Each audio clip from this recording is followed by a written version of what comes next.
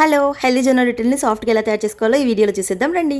నేను చేస్తా అనుకుంటున్నారా? లేదు నాకైతే చేత రాదు. నేను చేస్తే చాలా గట్టిగా వస్తాయి, అందుకే ఆంటీ దగ్గర నేర్చుకుంటున్నాను. మీరు కూడా చూసేయండి.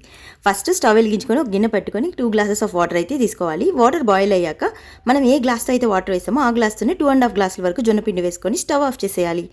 మ్యాజిక్ అంతా కూడా ఇప్పుడే స్టార్ట్ అవుతుంది.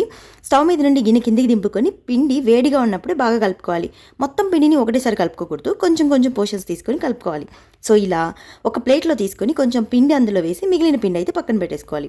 ఇప్పుడు ఈ పిండిని కలపడానికి వేరే బౌల్లో కొంచెం నార్మల్ వాటర్ తీసుకొని కొంచెం కొంచెం వాటర్ యాడ్ చేస్తూ పిండిని అట్లీస్ట్ ఒక 5 మినిట్స్ అయినా కానీ కలుపుకోవాలి. అప్పుడే పిండి గోధుమ పిండిలాగా సాగుతూ రొట్టెలు చాలా సాఫ్ట్గా వస్తాయి. ఇప్పుడు స్టవ్ వెలిగించుకొని పెనం పెట్టుకోవాలి. ఇలాంటి ఇనుప పెంకులు అయితే జొన్న రొట్టెలు చాలా బాగా వస్తాయంట. నెక్స్ట్ మనం ఏదైతే పిండి రెడీ చేసుకొని ఉన్నామో దాంట్లో నుంచి ఒక పెద్ద సైజులో పిండి తీసుకొని చక్కగా బాల్ షేప్లో చేసుకోవాలి. చూస్తున్నారు కదా ఆంటీ ఎలా చేస్తున్నారో. సో ఇప్పుడు ఈ విధంగా చేసుకున్న తర్వాత దాని మీద పొడి పిండి చల్లేసి కాసేపు చేత్తోనే ప్రెస్ చేస్తున్నారు ఆంటీ. సో ఎలా ఉందంటే నాకు ఏదో పిజ్జా చేస్తున్నట్టున్నారు. సో వన్స్ అలా చేసిన తర్వాత దాన్ని పీట మీద పొడి పిండి వేసి మళ్ళీ చేత్తోనే చక్కగా తడుతున్నారు. ఆంటీ వాళ్ళకి ఎక్స్పీరియన్స్ ఉంది కాబట్టి చేత్తో తట్టేస్తున్నారు. మనం కావాలంటే చపాతీ కర్ర ఉంటుంది కదా, దాంతో చేసుకోవడమే. సో వన్స్ ఇలా నీట్గా ప్రెస్ చేసుకున్న తర్వాత దాన్ని బాగా కాలే పెనం పైన వేసుకోవాలి.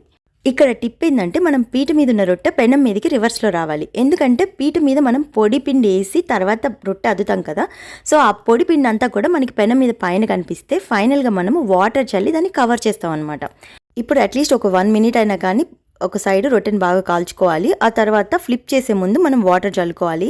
ఇలా చల్లడం వల్ల పొడిపిండి కవర్ అవుతుంది, ఫ్లిప్ కూడా ఈజీగా అవుతుంది. అండ్ దట్టు ఏంటంటే ఆంటీ వాటర్ చేతితో చల్లుతున్నారు, మీరు కావాలంటే క్లాత్ కూడా యూస్ చేసుకోవచ్చు. ఇక ఫైనల్గా ఫ్లిప్ అయిపోయింది. నెక్స్ట్ ఇంకా వాటర్ చల్లాల్సిన అవసరమే లేదు, నూనె అయితే అస్సలే అవసరం లేదు. సో ఈ విధంగా చక్కగా ప్రెస్ చేసుకుంటూ ఉంటే పూరీలాగా పొంగుతూ ఉంటుంది చూడండి రొట్టె, అప్పుడే చాలా సాఫ్ట్గా ఉంటుంది. అంతేనండి, పిండిని 2 వైపులా నీట్గా ఈ విధంగా కాల్చుకునేసి మనకి నచ్చిన కర్రీ చేసుకొని సర్వ్ చేసేసుకోవడమే. ఇంకా మిగిలిన పిండిని కూడా 2 పార్ట్లుగా చేసేసి పిండిని బాగా కలుపుకొని రొట్టెలు చేసుకోవడమే. ఆంటీ వాళ్ళు ఈరోజు ఆకుకూర పప్పు కాకరకాయ పులుసు చేసుకున్నారు. సూపర్ కాంబినేషన్ జొన్న రొట్టెలకి, నాకైతే బాగా నచ్చింది.